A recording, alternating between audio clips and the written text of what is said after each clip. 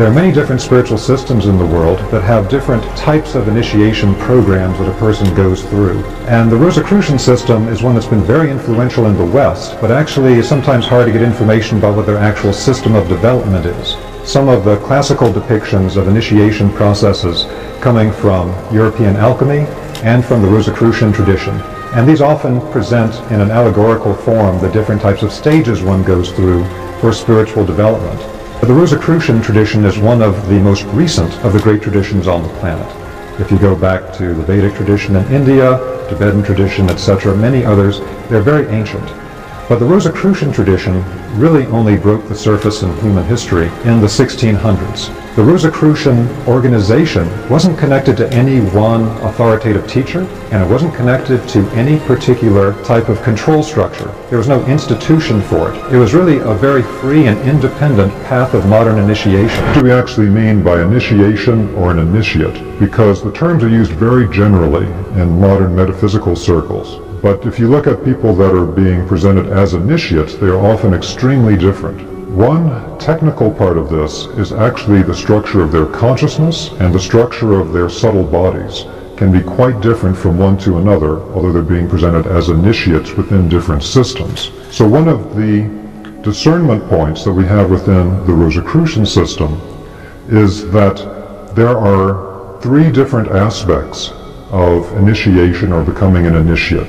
In one of these, what is actually being illuminated begins with the thinking process, with actually knowing about non-physical realities, knowing about the greater spiritual realities that we come from, and the spiritual depths of oneself. This is linked to the spiritual centers inside the head, and this is also linked to the illumination of the thinking process, so that with this process we actually know consciously the structure of the spiritual worlds, how we interact with them, how they influence us on a daily basis. And within this Rosicrucian system, that would technically be known as an initiate, someone that actually understands the systems. And that's one reason why you find in so much of the classical depictions all these presentations of different types of patterns, one pattern within another, often represented within sacred geometric forms.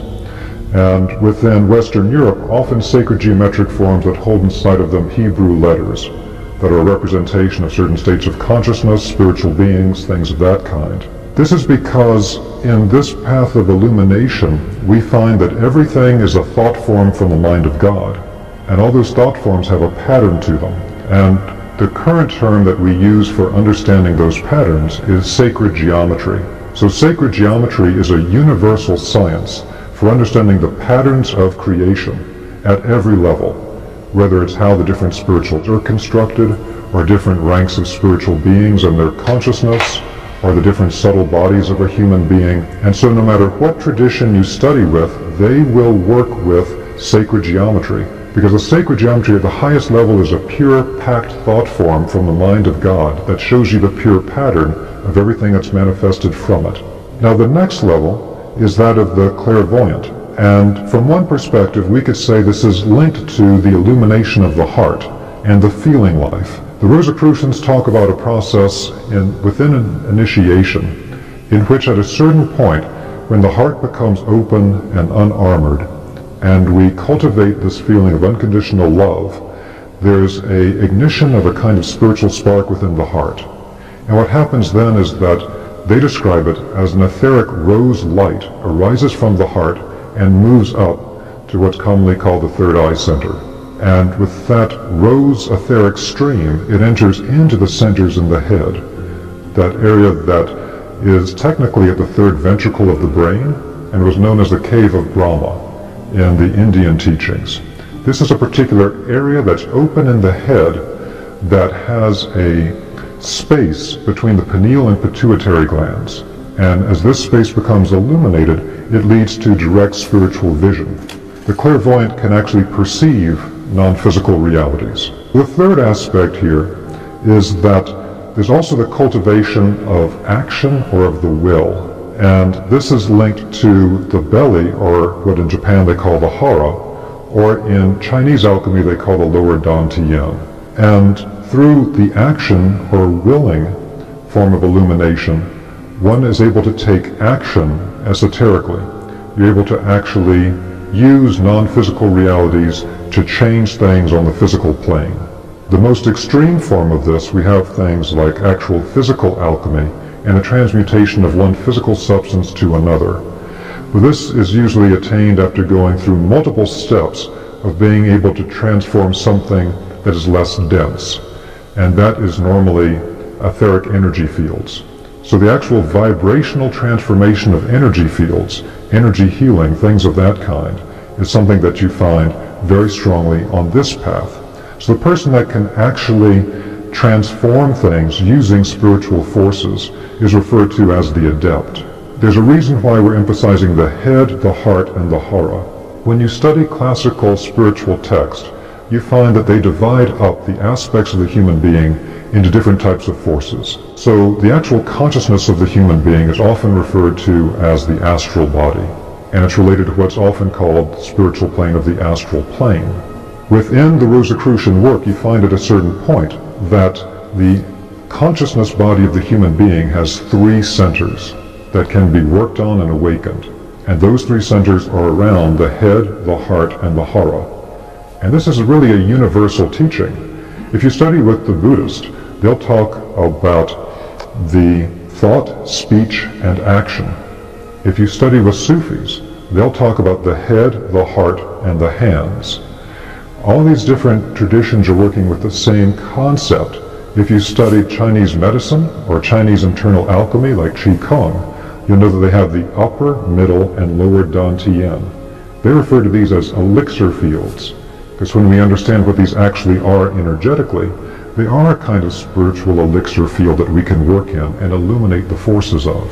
Depending on where we focus on primarily, we can first begin to develop the capacity of understanding things in a conscious manner, the patterns behind them, become the initiate, or directly perceive spiritual realities, the clairvoyant, or directly manipulate the spiritual forces, hopefully for a good outcome, and that's the adept. This is really a path of direct connection to spirit by understanding spiritual processes. When we go through a process of initiation, initiation is really a process of becoming aware of who am I, why am I here, where do I come from, and how do I develop a process by which I can become more self-aware and accelerate my process of development. Along the path of initiation, as you begin to understand processes other people don't understand, there can be the temptation to use that knowledge to manipulate other people, or to manipulate all types of things. Let's say you understand psychology and somebody else doesn't. You can manipulate them with all types of things in neurolinguistic programming and things of that kind. What words do you use? What tonality do you use? How do you present the information? You can manipulate them all over the place. And so in Rosicrucianism, there's a very strong rule that all the powers and understandings gained on the path will be put to the service of other people. And so that's like the first rule in Rosicrucianism. Otherwise, as you develop the abilities, you will get that temptation of, well, I could get what I want right now because they don't understand this process, but I do. So initiation and inner alchemy. Alchemy has to do with the transformation of something from a base state to a higher state. But there's an important thing that's hidden in that, which is that the base state has to exist first. You're turning lead into gold, but there had to be the lead there first to create the gold. So this means that hidden within, all types of lower structures are the seed of its full fruition, very much like the classical illustration of the caterpillar and the butterfly. You don't know looking at the caterpillar that over time its entire structure has laid within it the ability to become a winged butterfly.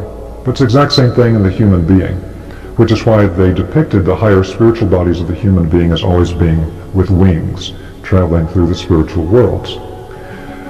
So we develop the physical body. We develop the body of life force. We develop our consciousness. And in the Rosicrucian work, there's very detailed descriptions of earlier stages of evolution.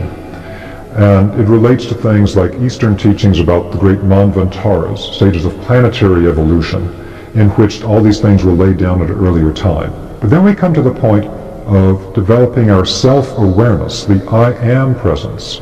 And that's where we are today.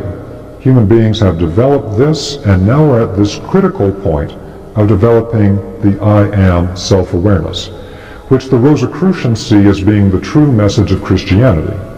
The Rosicrucians see the whole issue of Jesus and Christ being a particular human being of Yeshua ben Joseph, a rabbi who had developed to the point of being able to actually unify himself energetically and in consciousness with the being of the Christ.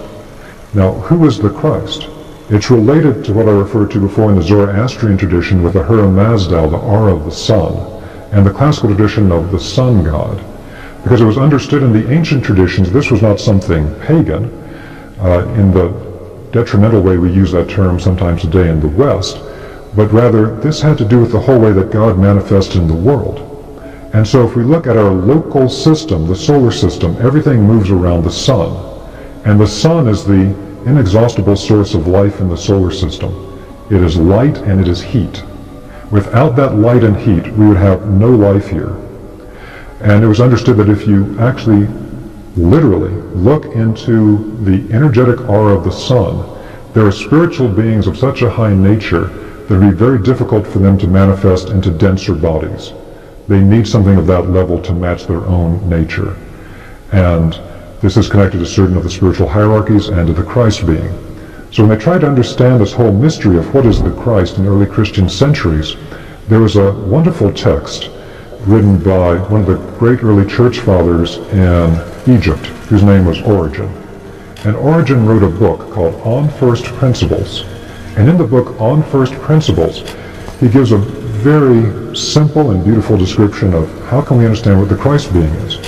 The Christ being is nothing other than a being emanated from the Godhead that has all the qualities of the Godhead in a unified form, but reduced in scale to where human beings can directly interact with this being. Because it was understood originally that the Godhead is everything. The Godhead is literally everything everywhere.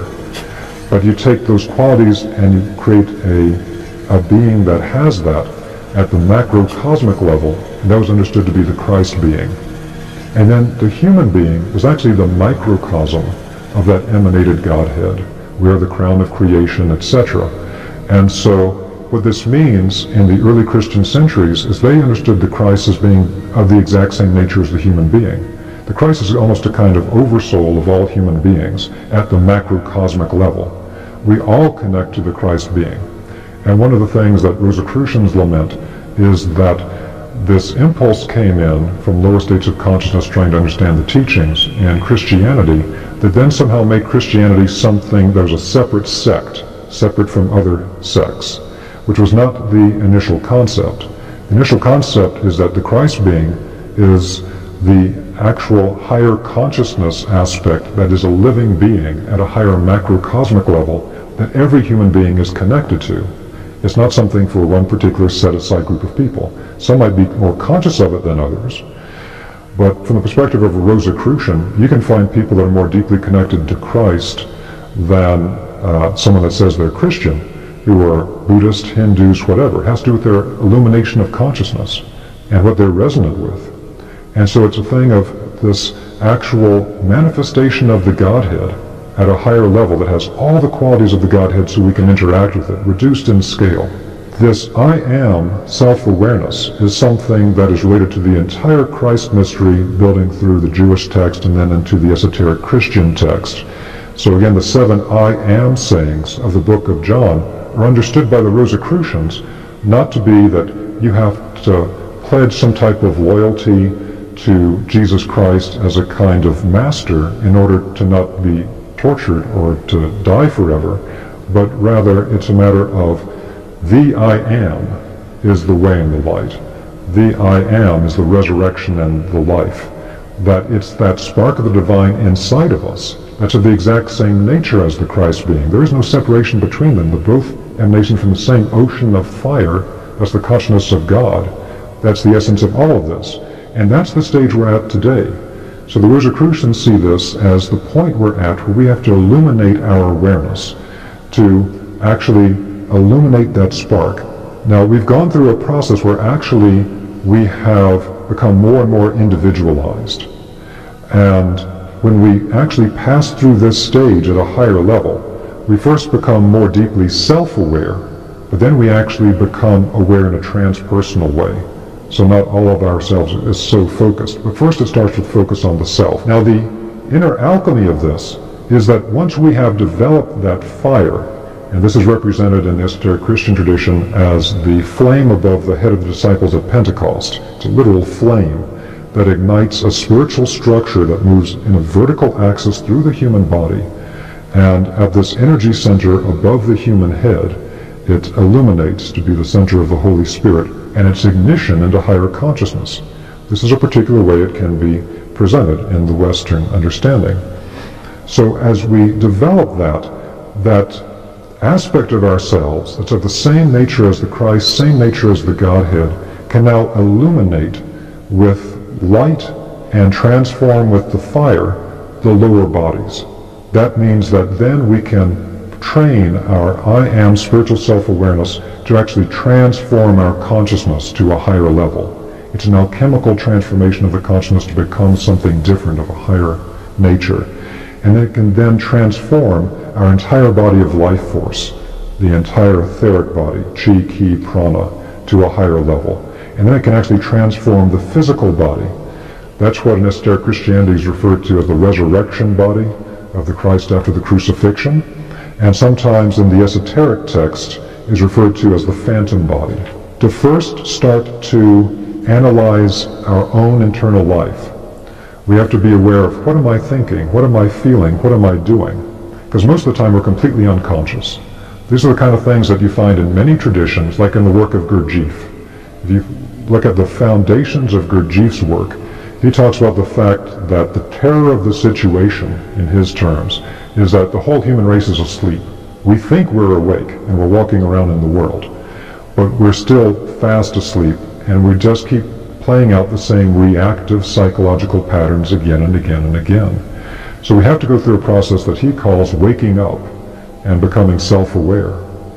And so we start simply observing ourselves. So the process of self-observation is fundamental in just about all classical initiation traditions. Without self-observation, you can't begin to crystallize out this level of awareness. And you can't start changing your detrimental psychological patterns of how you think and how you speak and how you interact with people and how you feel internally to something that's more beneficial. Now over time, this develops to a higher level, to where your awareness actually becomes transpersonal, so that you're not completely focused on yourself, but rather you can take in the consciousness states of more and more people. This also develops into being able to think in a way that goes beyond simple mechanical thinking in our mind. It's what the Rosicrucians call sense-free thinking. It means that we can think in terms of pure archetypes. Our mind can now access the pure archetypes from the mind of God. And that's what sacred geometry was understood to be by the Greeks. So what to us seems like a very abstract philosophy. What are they talking about? They're meditating on ideal types and all these geometric forms. What are the Greeks doing with that? Why are they wasting their time with it? They understood that what they were actually meditating on was sense-free thinking, being able to actually go into resonance with the actual forms from the mind of God that hold the patterns of everything in the world. It's a communion with the mind of God. And so true sacred geometry was always on that level. And this can also give rise to something called the new clairvoyance, because the whole path of clairvoyance has changed over time. Because our state of consciousness used to be different, our way that we could perceive things spiritually was also different. As our consciousness changes, how we can perceive things spiritually transforms over time. And again, the I Am can transform our life force, and it transforms our life body into what is sometimes referred to as the immortal body. It has different names in different traditions. And then transforms the physical. One of the Rosicrucian practices, as far as practical exercises, is that they examine things in the living world to see the stages that it moves through. Because they understand that within a seed is the complete pattern matrix for everything that seed will ever do once it begins to grow and sprout and blossom and fruit and wither and decay and disappear. All those stages are hidden within the seed. And so all things go through this process. So when we observe the growth of a child, we see all of these stages, one after another, in a lawful process. The life of every human being, from an infant to old age, is a microcosmic fractal of what we go through over great periods of time in spiritual development. It follows a particular trajectory. So to clarify some of this, and this is a very general gloss on it, we descend originally from spirit to earth. And with human development, we went through a particular process that in the Indian tradition is referred to as Kali Yuga. This Kali Yuga spiritual tradition was understood as being the spiritual dark age. And depending on which of the Indian teachers you talk to, some say that we're still in Kali Yuga and will be for a long time to come. Others, such as in the Sri Yukteswar Babaji lineage, say that it's actually already ended. And actually, the timing of the Kali Yuga Dark Age for human evolution is exactly the same for the ending point between the European Rosicrucians and the Babaji Sri Yukteswar lineage. So in this Kali Yuga Dark Age, we had a particular situation take place. In the early times, human beings were not self-aware. You study ancient texts, they're always identifying themselves with the tribe, the group. I am so-and-so, the Philistine, the Samarite, whatever it might be. They always identify with the group. In ancient Greece, to be exiled from your city was like a fate worse than death. Today, it's like, you're not going to put me in jail, I just get to leave the city? Great, I'm gone. But for them, to be separated from the group was terrible. It was a punishment because they had a group consciousness. So they weren't self-aware. What they did have in early times was a lot of clairvoyance. And so you still see this with some of the traditional peoples on the earth today. Those traditional peoples preserve this type of native clairvoyance that can be quite strong. And the Rosicruciancy is actually being related to the blood in a particular way.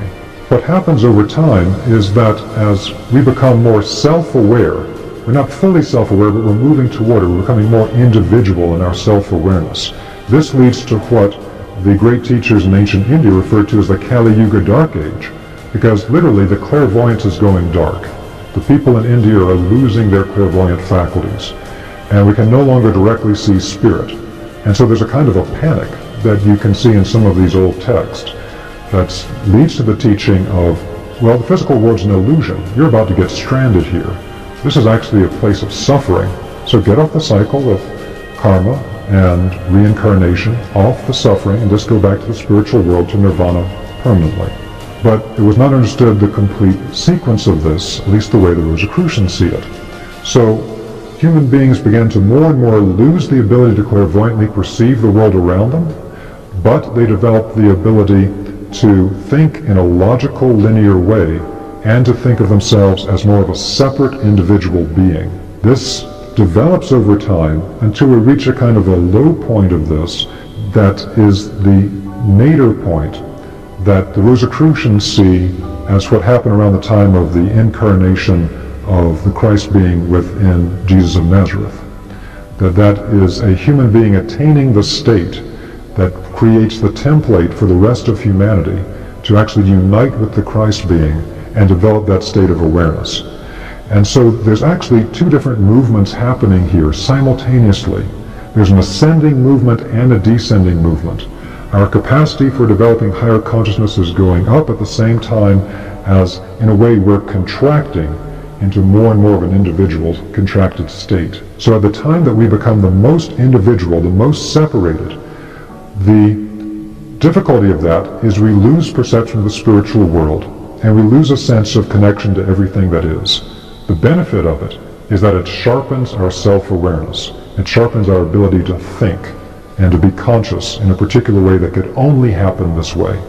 So once that happens and we can begin to crystallize the I am self-awareness, and we truly become self-aware, self-conscious, then two things can happen. Either we keep going down and we become more and more self-involved and become more materialistic, or we can begin to pull back up as that I am presence fully develops, and instead of just becoming a lower and lower beast-like form of being separate from everything, It instead becomes a transcendental consciousness where now with the fully awakened logical linear thinking and the ability to be self-aware, we can now fully awaken the I am inside of us and connect not just to ourselves, but start to expand back out to be transpersonal in our awareness.